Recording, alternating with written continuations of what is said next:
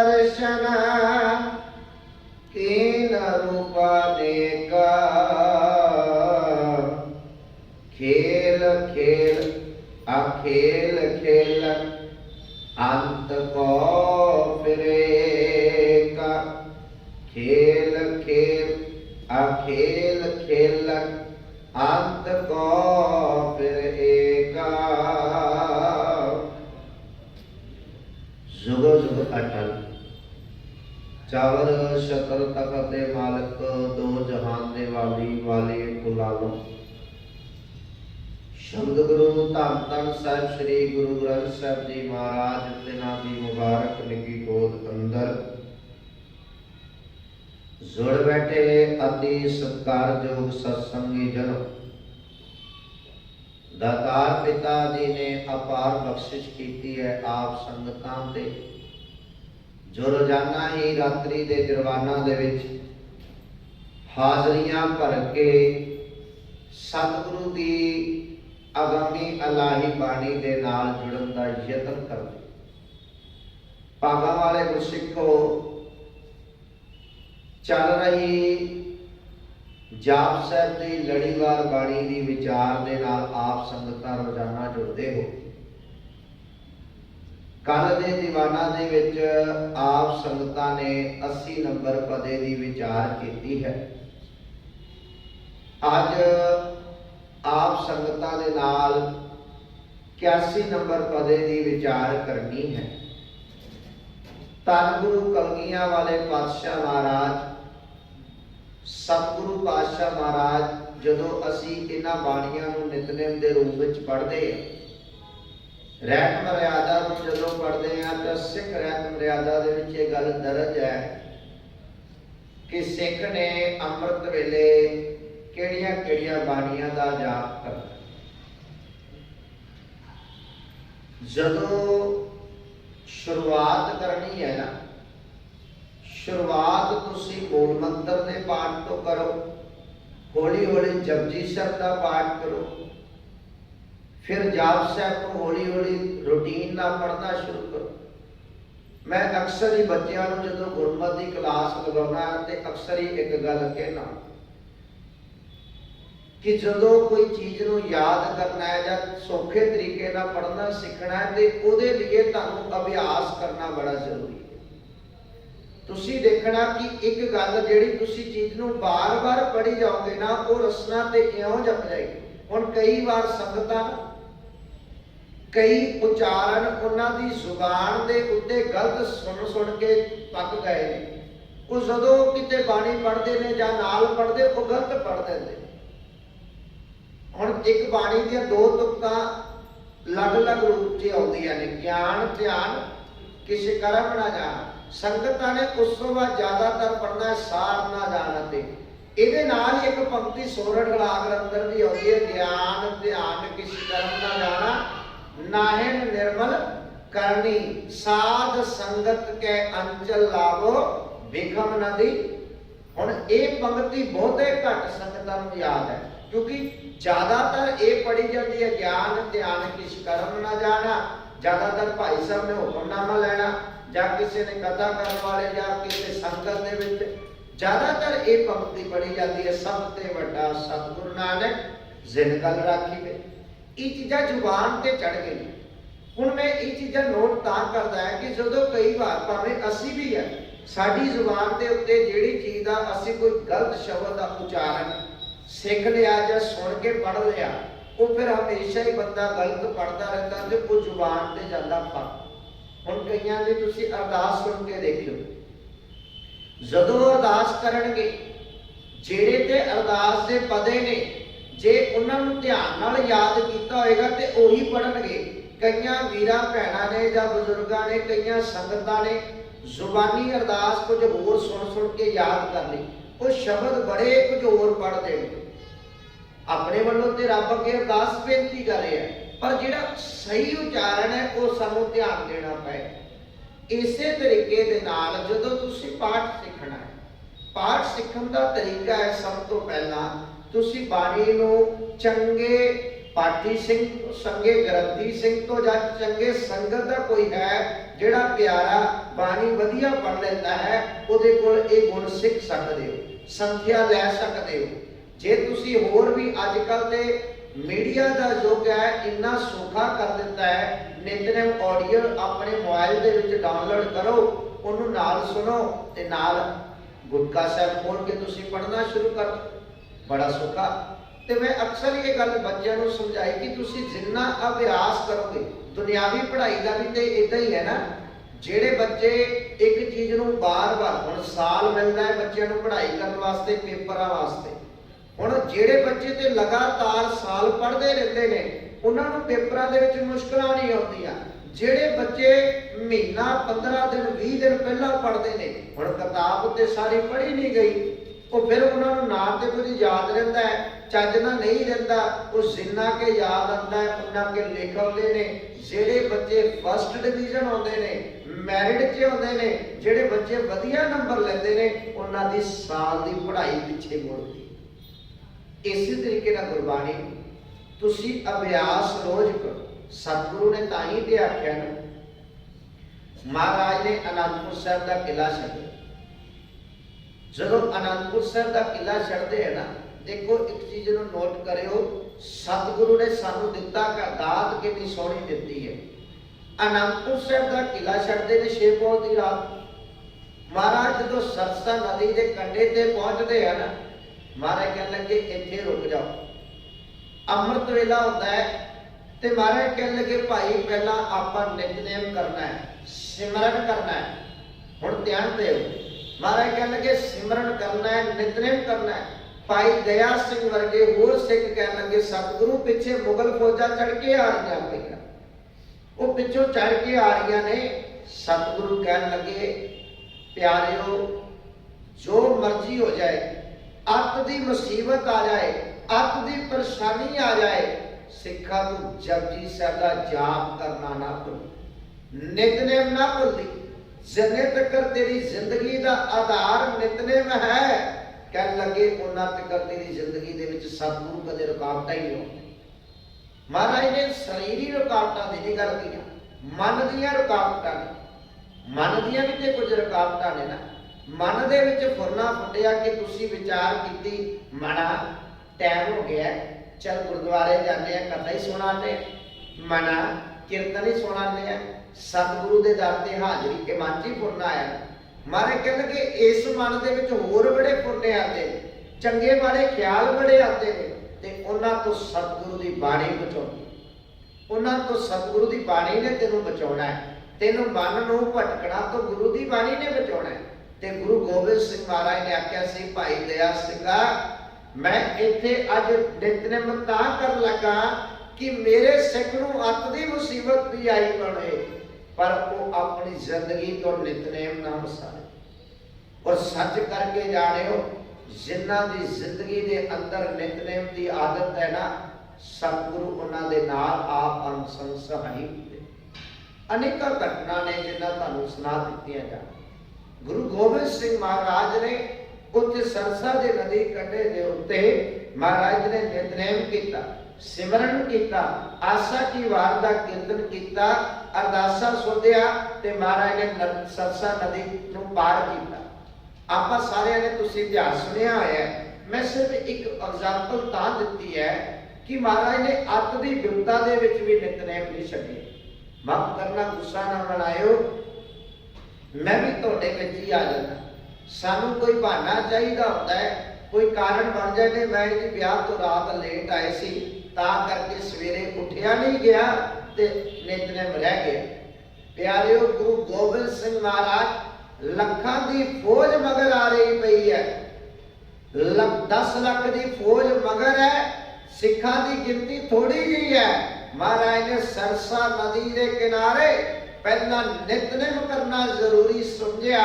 ਭਾਈ ਦਇਆ ਸਿੰਘ ਨੂੰ ਕਹਿਣ ਲੱਗੇ, ਦਇਆ ਸਿੰਘਾ, ਜੇ ਮੈਂ ਆਪਣੇ ਸਿੱਖਾਂ ਨੂੰ ਅੱਜ ਨਿਤਨੇਮ ਨਹੀਂ ਦਿੱਤਾ ਤੇ ਇਹਨਾਂ ਦੀ ਜ਼ਿੰਦਗੀ ਅੰਦਰੋਂ ਨਿਤਨੇਮ ਵਿਸਰ ਗਿਆ, ਗੁਰੂ ਦੀ ਬਾਣੀ ਵਿਸਰ ਗਈ। ਤੇ ਮਹਾਰਾਜ ਨੇ ਆਖਿਆ, ਜੈ ਤਨ ਬਾਣੀ ਵਿਸਰ ਜਾਏ, ਜੋ ਪੱਕਾ ਰੋਗੀ ਵਿਰ ਲਾਏ। ਮਹਾਰਾਜ ਕਹਿਣ ਲੱਗੇ, ਰੋਗੀਆਂ ਵਰਗੀ ਹਾਲਤ ਹੋ ਜਾਂਦੀ ਹੈ, जिन्हां दे अंदरों बाणी विसर जाए। ताई ते गुरु अर्जन साहब महाराज ने भी आख्या ना, हर विसरत सदा कुआरी। हुण इत्थे विश्राम देखो, तुसी इत्थे माड़ा जिहा रुकना है। हर बिंदी जी लग, हर विसरत सदा कुआरी। जिन्हां नूं हरि विसर जाता है उन्हां दी जिंदगी अंदर खुआरी रह जाती है। खुआरी पल्ले अक्सर ही कहते ना सियाणे, सवाह पल्ले पै गई, अपने सिर सवाह पा के बैठ गया, उकारे कर। महाराज कह लगे जे हरि विसर जावे तो जिंदगी खवार हो जाती है, जिंदगी सच दे मार्ग तो ले जाती है। महाराज कह लगे हर विसरत सदा खुआरी, ताको धोखा कहां बेआकै, जाको ओट तुहारी। जिन्हां नूं सतगुरु तेरा ओट आसरा है उन्हां दे जीवन अंदर खुआरी नहीं रहती। ताई ते महाराज ने आख्या ना, बिन सिमरन जो जीवन बनना, सिमरन तो बगैर जीवन किदा दा है। सर्प जैसे अरझारी, सप दी जून वर्गा है। सतगुरु मरण तो बाद ते सुनिया सी कि जूना च जावांगे। गुरु अर्जन साहब महाराज कहन लगे नहीं प्यारिओ, मरण तो बाद किसी नूं की पता कौन केड़ी जून च है। कदे किसी ने आके दस्सिया कि भाई मैं इस जून दे विच है ਜਾਂ मैं इस जून नूं भोगदा है। सतगुरु कह लगे तू जींदे जी जूना भोगदा है। महाराज वो किवें? सतगुरु कह लगे जे जिंदगी दे अंदर सिमरन नहीं, जिंदगी अंदर नितनेम नहीं, सेवा सिमरन नहीं, महाराज कह लगे सप दी जून भोगदा पिया। जद लोभी हो जाता है याद कर लई उदों कुत्ते दी जून विच आ जाता है। सतगुरु ने ये जूना आखी। सतगुरु महाराज ने अज दी इस लड़ीवार विचार के अंदर उपदेश दिता। मारे कह लगे नाम काम तहीन पिख, उस परमात्मा दे नाम जिसका कोई नाम नहीं, जो वाहिगुरु अकाल पुरख। हुण तुसीं ध्यान दिओ, असीं अपने बच्चों के नाम रखते हैं, साडा सारिਆਂ का नाम है, ਉਹਦੇ अनेका नाम ने। गुरबाणी दे विचों गोपाल, मुरारी, परमात्मा दे अनेका नारायण, होर बड़े अनेका नाम आउंदे। पर सतगुरु कह लगे नाम काम, काम कहते ने वासना, जिस विच कोई वासना नहीं, वो वासना तो रहत है। बहीन बिना बगैर पेखत वेखीदा है। जे उस परमात्मा नूं देखना है वो वाहिगुरु इन्हां विकारां तो परे है। सतगुरु कह लगे तू भी अपनी जिंदगी नूं विकारां तो बगैर बना। महाराज कह लगे किवें वेखेगा, सतगुरु किवें होएगा? सतगुरु ने बड़ा सोहना समझाया। धन गुरु अंगद साहब महाराज की बाणी पढ़ते हो ना, गुरु अंगद साहब महाराज ने 63 श्लोक ने, गुरु ग्रंथ साहब महाराज ने। सतगुरु ने अपने श्लोकों के अंदर बड़ी सोहनी विचार। एक बेनती करा, जिस भी गुरु का गुरपुरब आवे ना, उस सतगुरु की बाणी का उन्ना ही जाप करना शुरू कर दे करो। मान लो गुरु अंगद साहब महाराज का गुरपुरब आना है अप्रैल महीने के, उन्होंने 63 श्लोकों का जाप करे। जे गुरु अमरदास सच्चे पातशाह का मई महीने होना, उन्होंने बाणी का जाप करो।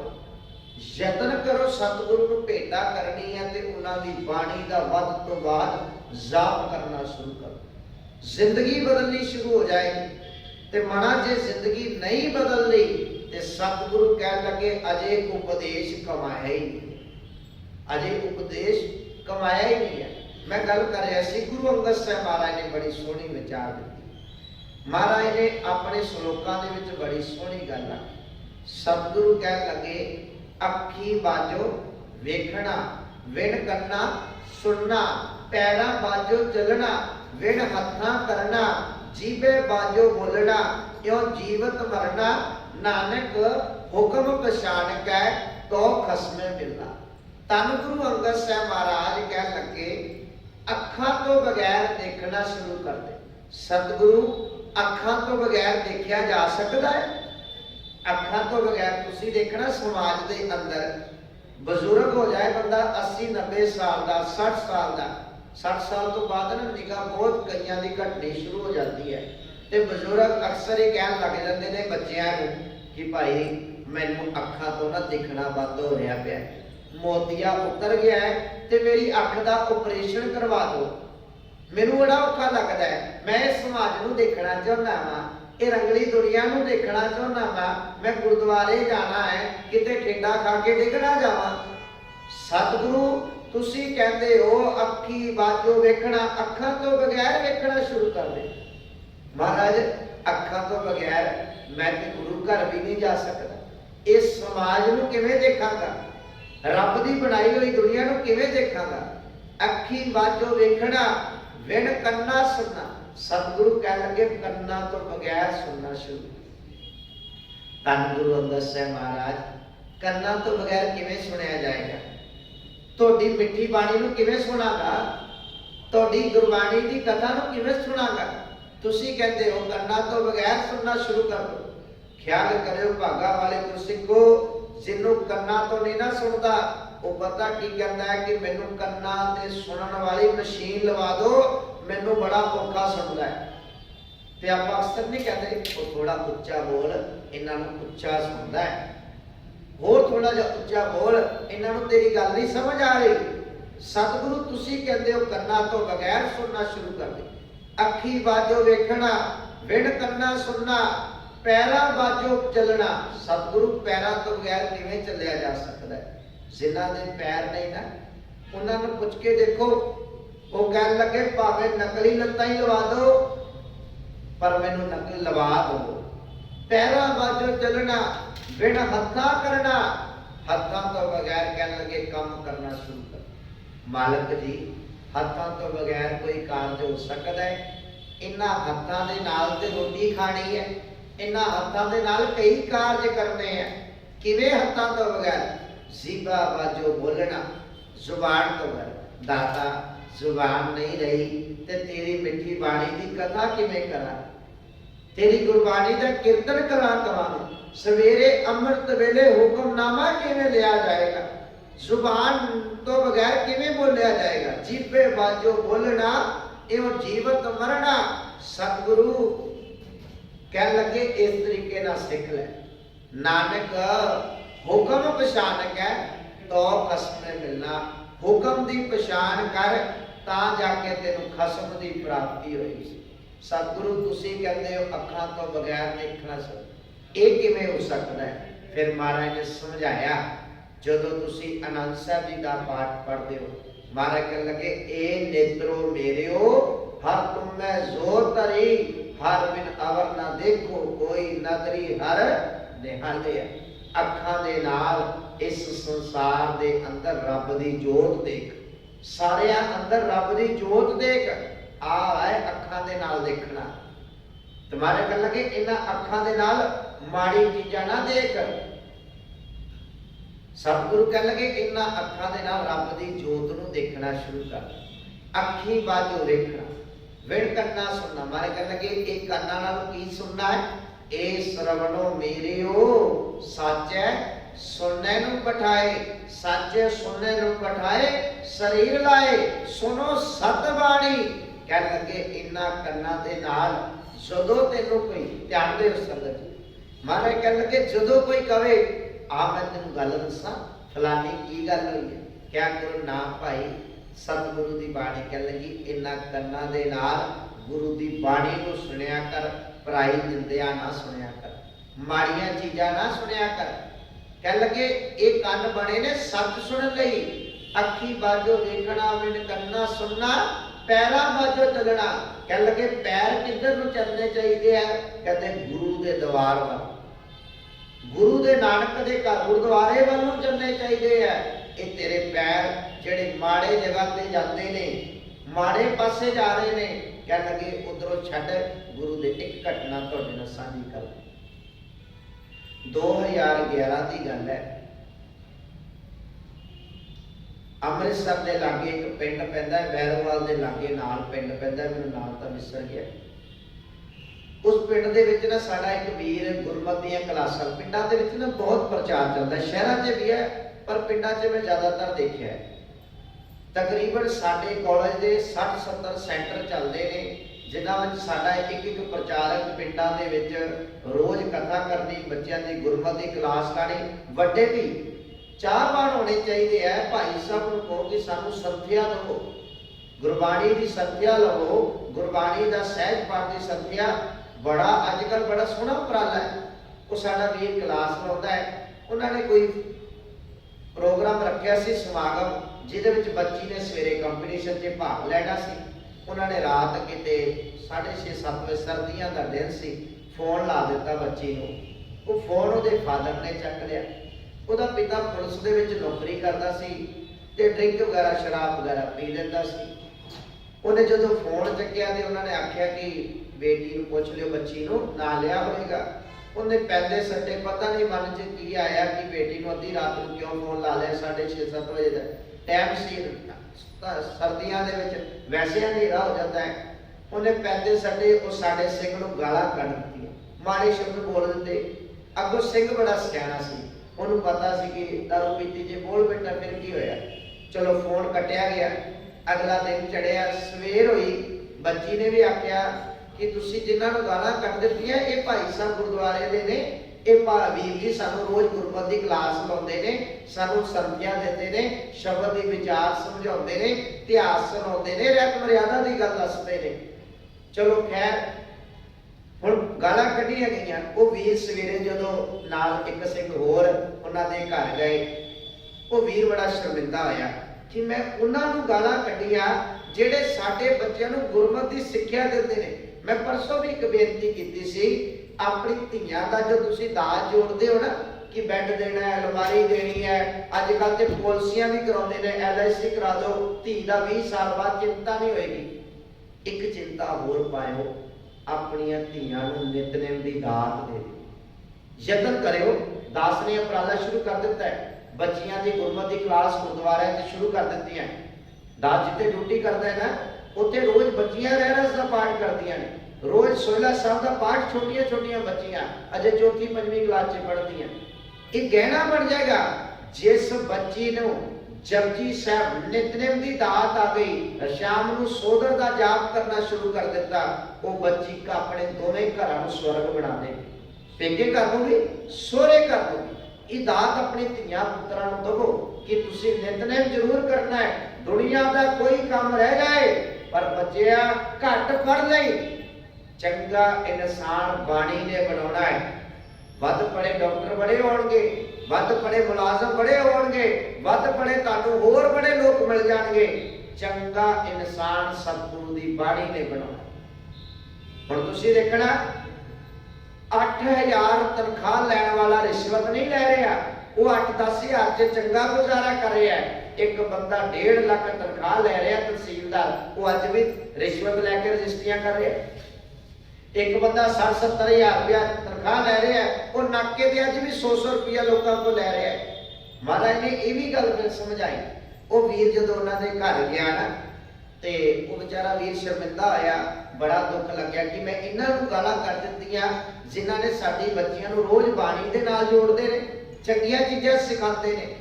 ਉਸ ਵੀਰ ਨੂੰ ਐਡਾ ਪਛਤਾਵਾ ਹੋਇਆ, ਉਹਨੇ ਕੁਝ ਦਿਨਾਂ ਬਾਅਦ ਖੰਡੇ ਬਾਟੇ ਦੀ ਪੋਲ ਛਕ ਲਈ। ਅਸੀਂ ਉਹਨਾਂ ਦੇ ਘਰ ਨਾ ਉੱਥੇ ਪਿੰਡ 'ਚ ਕੈਂਪ ਲਗਾਉਂਦੇ ਨੇ ਗਰਮੀਆਂ ਦੇ ਵਿੱਚ। ਜਦੋਂ ਘਰ ਗਏ ਨਾ 11 ਸਿੰਘ ਉਹਨਾਂ ਦੇ ਘਰ, ਉਹ ਕਹਿੰਦੇ ਸਾਡੇ ਘਰ 5 ਦਿਨ ਤੁਸੀਂ ਰਹਿਣਾ, ਇੱਥੇ 5 ਦਿਨ ਦੁਪਹਿਰ ਦਾ ਪ੍ਰਸ਼ਾਦਾ ਸਾਡੇ ਘਰ ਛਕਣਾ ਹੈ। ਪ੍ਰਸ਼ਾਦਾ ਛਕਣ ਗਏ। ਹੁਣ ਗਰਮੀਆਂ ਦੇ ਦਿਨ ਨੇ, ਉਹਨਾਂ ਨੇ ਠੰਡੇ ਠੰਡਾ ਵਾਵਾ ਮੰਗਾ ਲਿਆ। ਉਹ ਸਾਡਾ ਇੱਕ ਸਿੰਘ ਕਹਿਣ ਲੱਗਾ ਭੈਣ ਜੀ ਇੰਨੀ ਖੇਚਲ ਨਾ ਕਰਿਆ ਕਰੋ, ਇੰਨੀ ਕੋਈ ਚੀਜ਼ ਨਹੀਂ, ਸਾਦਾ ਪਾਣੀ ਪਿਆ ਦਿਆ ਕਰੋ। ਕਹਿਣ ਲੱਗੇ ਭਾਈ ਸਾਹਿਬ ਆਹ ਕਾਹਦੀ ਖੇਚਲ ਹੈ, ਮੈਂ ਤਾਂ ਸ਼ੁਕਰ ਕਰਦੀ ਹਾਂ ਗੁਰੂ ਦੀ ਕਿ ਤੁਹਾਡੇ ਵਰਗੇ ਸਿੰਘਾਂ ਦੀ ਸੇਵਾ ਹੋ ਜਾਂਦੀ ਹੈ। ਉਹ ਵੀ ਸਮਾਂ ਸੀ ਘਰ ਦੇ ਵਿੱਚ ਜਦੋਂ ਐਡੀਆਂ ਮਹਿੰਗੀਆਂ ਦਾਰੂ ਦੀਆਂ ਬੋਤਲਾਂ ਹੁੰਦੀਆਂ ਸੀ, ਦਾਰੂ ਤਾਂ ਪੈਸੇ ਤਾਂ ਜਿਹੜੇ ਲੱਗਦੇ ਸੀ, ਘਰ ਦੇ ਵਿੱਚ ਕਲੇਸ਼ ਰਹਿੰਦਾ ਸੀ, ਮਾੜੇ ਸ਼ਬਦ ਬੋਲੇ ਜਾਂਦੇ ਸਨ। ਅੱਜ ਗੁਰੂ ਰਾਮਦਾਸ ਨੇ ਐਡੀ ਕਿਰਪਾ ਕਰ ਦਿੱਤੀ ਹੈ, ਮੇਰੇ ਘਰ ਵਾਲਾ ਸਿੰਘ ਸੱਜ ਗਿਆ, ਸਾਡਾ ਸਾਰਾ ਪਰਿਵਾਰ ਅੰਮ੍ਰਿਤਧਾਰੀ ਹੋ ਗਿਆ ਹੈ, ਸਾਨੂੰ ਆ ਠੰਡੇ ਦੀਆਂ ਬੋਤਲਾਂ ਨਹੀਂ ਚੁੱਭਦੀਆਂ, ਕਿਉਂਕਿ ਗੁਰੂ ਰਾਮਦਾਸ ਨੇ ਕਿਰਪਾ ਹੀ ਕਰ ਦਿੱਤੀ ਹੈ। ਐਸੀ ਮਾਰੇ ਕਹਿ ਲਗੇ ਅੱਖੀ ਬਾਝੋ ਵੇਖਣਾ, ਵਿੜ ਕੰਨਾ ਸੁਣਨਾ, ਪੈਰਾਂ ਬਾਝੋ ਚੱਲਣਾ। ਕਹਿ ਲਗੇ ਜਿਹੜੇ ਪੈਰ ਮਾੜੇ ਮਾਰਗ ਨੂੰ ਚੱਲ ਰਹੇ ਨੇ, ਇਹਨਾਂ ਨੂੰ ਗੁਰੂ ਵੱਲ ਲੈ ਕੇ ਆ। ਵਿੜ ਹੱਥਾਂ ਕਰਨਾ, हत्थां तो बगार हक पराया नानका। उस सुअर उस गाए गुर पीर हामा ता भरै जा मुरदार ना खाए। आ हक पराया पता की है? बाबे कबीर साहब महाराज दे बोल पढ़ो। बाबा कबीर साहब पता की कह लगे? कह लगे वो भलिया कादे वास्ते सारा कुछ कर रहे? रब की दरगाह दे विच जदों लेखा होना है ना, उत्थे जदों तेरे हिसाब किया जाना है, महाराज कह लगे लेखा रब मंगेसिया तू आयो केड़े काम, तू संसार विच केड़े कर्म करना आया सी? सतगुरु कह लगे आ कमां नूं नहीं भेजिया सी जिन्हों बाबा कबीर साहब महाराज ने अपने बोलां अंदर आख्या बहु परपंच कर पर तन लियावै सुध दारा पै आन लटावै मन मेरे भूले कपट ना कीजै अंत नवेरा तेरे जी पहले। मारे कह लगे जो हिसाब होना है ना, जो जमा ने पकड़ना है, उदों ये नहीं किसी ने कहना कि मेरे धियां पुत्रां नूं भी पुछ लो इन्हां वास्ते कीता है, जो मैं ठगियां मारियां ने, जो मैं माड़ा कर्म कीता है किन्हां वास्ते कीता है? इन्हां वास्ते कीता है। कोई चोर ना चोरी करता सी, एक दिन उन्होंने कोई साधु मिल गया। साधु कह लगा की करता है? कह लगा चोरी करता है। कह लगा कब करता है? कहना मैं अपने परिवार वास्ते करता है। ते कह लगे परिवार ने तेन पुछदा नहीं होना, किसी परिवार ने तेन पुछया नहीं होना। कह लगा क्यों नहीं पुछदा? मेरे धियां पुत्र मेरी इज्जत करते ने, धियां पुत्र मेरा सत्कार करते हैं, घर वाली मेरी सेवा करती है, सारा कार्य करते है। साधु कह लगा सच्ची? कह लगा हाँ। कहला पर एक गल याद रखी, तू माड़ा कर्म कर रहा है, इहदा हिसाब तेनू देना पैना है। कह लगा तेरे धियां पुत्र ते घर वाली ने नहीं देना, करनी आपो, सारे करनी आपो के नेड़े सिनी नाम गए मशक्कत नानक ते केती छुट्टी। बाबा फरीद साहब महाराज का श्लोक, फरीदा सिनी कमी नाही गुण ते कमड़े विसार मत शर्मिंदा थी वही साईं दे दरबार। सतगुरु कहने लगे बाबा फरीद जी क्यों माड़े कर्म त्याग दे, जिन्ना करके तेनू गुरु ग्रंथ साहिब महाराज अगे शर्मिंदा होना पै। दुनिया के लोगों तो अपना चेहरा बचा लेगा, पर गुरु ग्रंथ साहिब महाराज तो चेहरा नहीं बचाया जाना।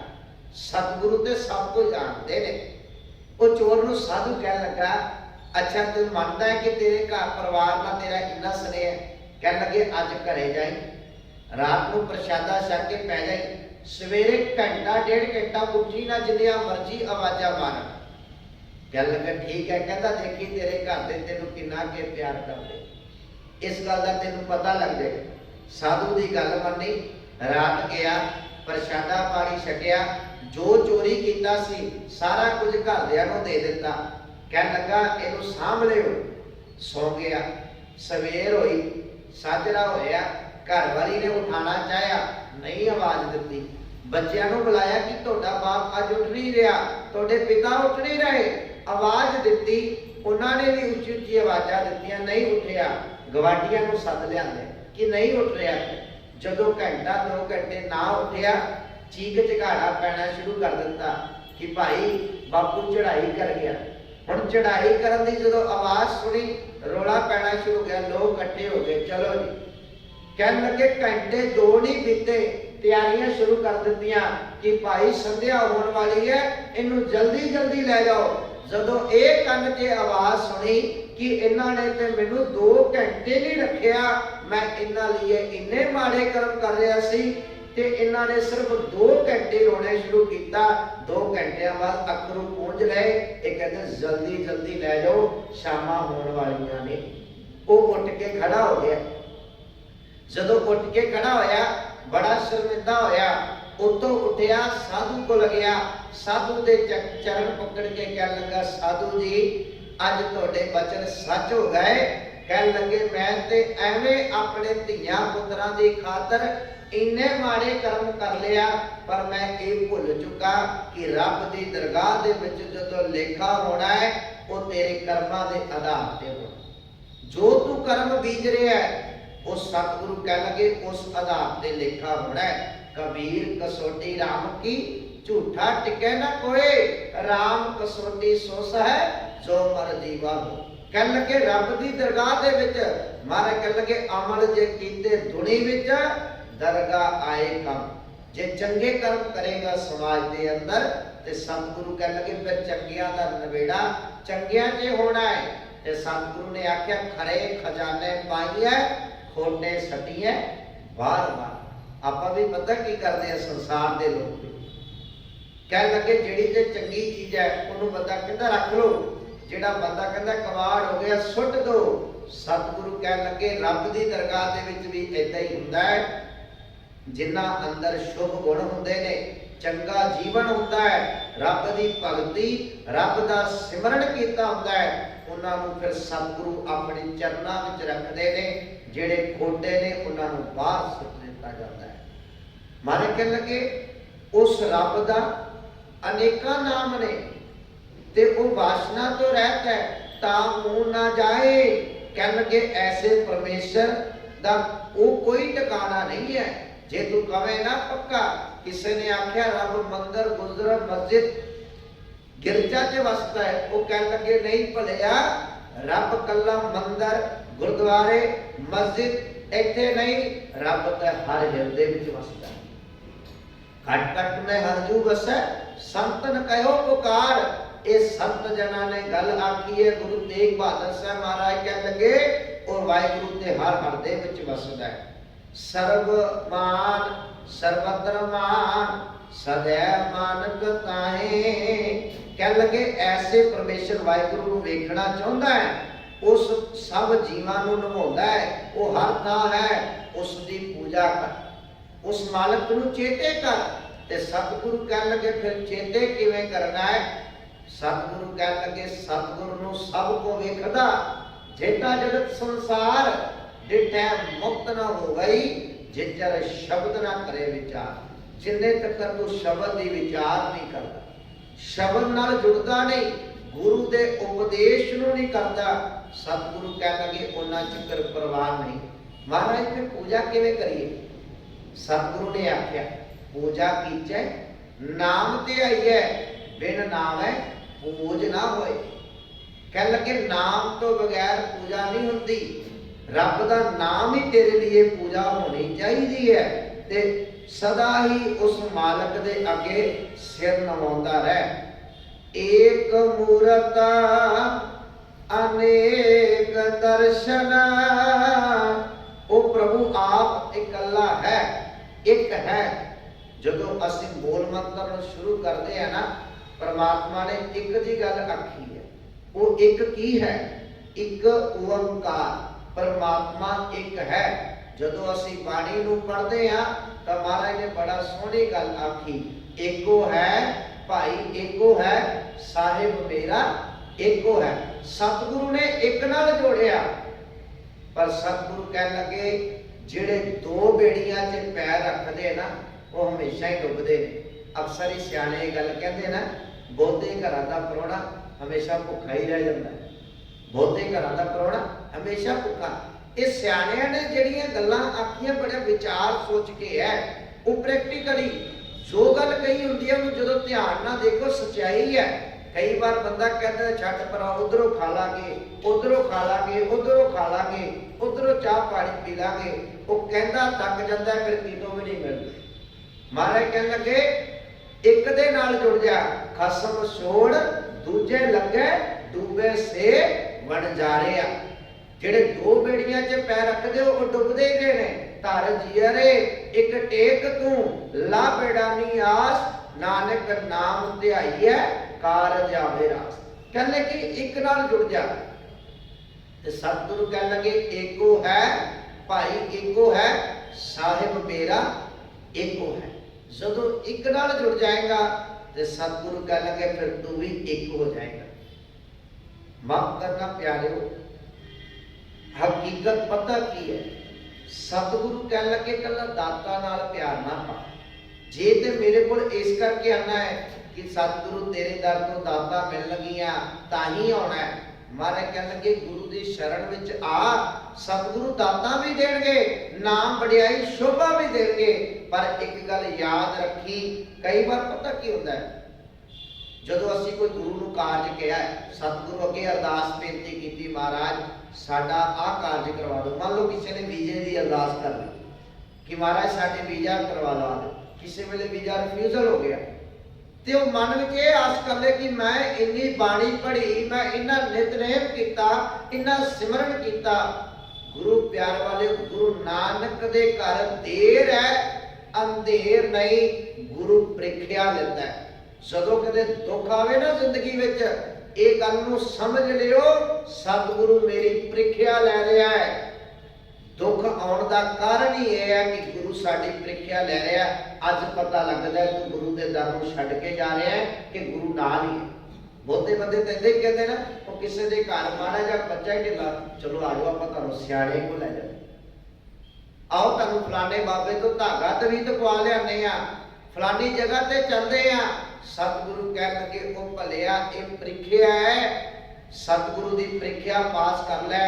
जे गुरु नूं तू खुशी जे भी याद करेगा, सतगुरु तेरे दुख विच भी नाल रहणगे। गुरु सतगुरु तेरे अंग संग सहाई होणगे। एक मूर्त अनेक दर्शन, कीन रूप अनेक, ओदे अनेका रूप ने, वो खंड खंड दे विच हर जगह मौजूद है।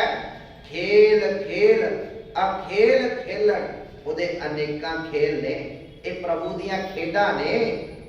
जगत दे विच जिन्नियां भी खेडां हो रहीआं ने ना, ओदी कुदरत है सारा कुछ। ओदे तुसीं देखना, हवा, अग, पानी, ਜਾਂ जिन्ने भी पंछी ने, जिन्ने भी जानवर ने, वो परमात्मा ने सारिਆਂ ਦਾ खान पीन का सब कुछ इंतजाम किया है। पर महाराज ने सब तो जिहड़ी श्रेष्ठ गल आखी ना, वो मनुख नूं आखिया। कह लगे तेरी जिहड़ी जोन है ना, सारिਆਂ तो श्रेष्ठ है, पर जिहड़े जिहड़े तेरे कर्म है, तू इन्हां नालों सब तो माड़े कर रहा है। अवर जोन तेरी पनहारी, इस धरती पे तेरी सिंगदारी, सारिਆਂ नालों श्रेष्ठ होके भी तू परमात्मा नूं विसार देना है, तू परमात्मा का शुकराना करना भुल जाता है। भाई गुरदास जी ने ना अपने कवित विच बड़ी सोहनी गल आखी। कह लगे रब नाल वादा किया मनुख ने कि रब्बा मैनूं जन्म दे, मैं तेरे नाम जपा करा। खेल देखो परमात्मा, रब नाल वादा किया मैनूं मनुखा जन्म दे, मैं तेरा नाम जपा करांगा। उस परमेश्वर ने नाम जन्म दे दिता, पर जदों जन्म दे दिता, दात मिल गई, उस परमात्मा के नाम नूं विसार दिता, परमात्मा नूं भुल गया। महाराज ने आख्या फिर तू दाता नाल जुड़ गया। असन बसन संग लीनियो बचन कीनै, जन्म लै साध संग श्री गुर आराध है। इहाँ आए दाता बिसराए, दासी लपटाए, पंच पूज दूत भरमत असाध है। पर कह लगे होया कि दाते ने रहन नूं घर बार दे दिता, पहनण नूं कपड़े देते, खाण नूं भोजन दे दिता, पर कह लगे तू परमात्मा का शुकराना करना भुल गया। बंदे नूं तुसीं देखना कई बार, हाँ जी किद्दां तुहाडा हाल चाल ठीक है, बस की दसीए बड़ा औखा है, सारा कुछ होता भी है कोल, बड़ा औखा ही टाइम पास हो रहा है, बहुता वधिया नहीं। दाता कह लगा जिन्ना मिलिया है इहदा शुकराना करिया कर, अपने तो नीवियां नूं देखिया करेगा ना, फिर तेनूं एहसास होएगा दाता कईयां को तां हथ पैर भी नहीं है, कईयां नूं रोटी खाण कोल हथ भी नहीं है, मैनूं हथ पैर तां दित्ते, मैं इहदा ही शुकर करा। ये परमात्मा दियां खेडां ने। हवा ने कदे अपना सुभाव नहीं बदलिया, वो कुदरत के नियम च चल रही पई है। अग ने कदे सुभाव नहीं बदलिया, पानी ने कदे सुभाव नहीं बदलिया। ये पंछी जानवर उस मालक के हुक्म च रह रहे ने, अपने कार्य कर रहे ने। कह लगे तेनों सब तो श्रेष्ठ बनाया, पर तू ही परमात्मा नूं विसार देना है। कह लगी उदियां खेल चले अंत को फिर एक, वो परमात्मा ही एक रह जाता है। उहदे हुक्म दे विच बंदा जदों आउंदा है ते हुक्म च चला जाता है। सतगुरु कह लगे जे आया है ते अपने जीवन नूं सवार के जा, उस परमात्मा दे नाम नूं ध्या। जिने नाम ध्याया, जिने नाम ध्याया, सारे गए मस मशक्कत काल गए मशक्कत काल।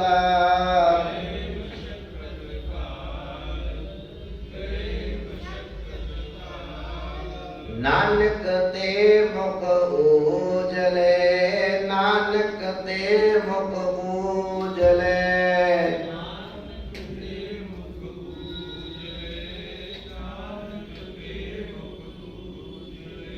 केती छुटी नाल केती छुटी नाल।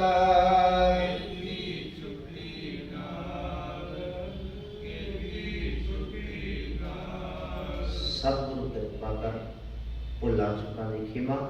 गज के फतेह बुलाओ। वाहिगुरु जी का खालसा वाहिगुरु जी की फतेह। तू ता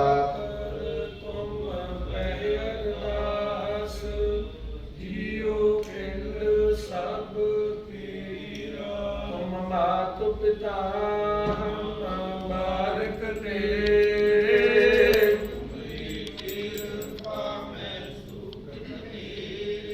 कोई न जाने तुम्हारा अंत। सकल समगरी तुम्हारे सुतरता।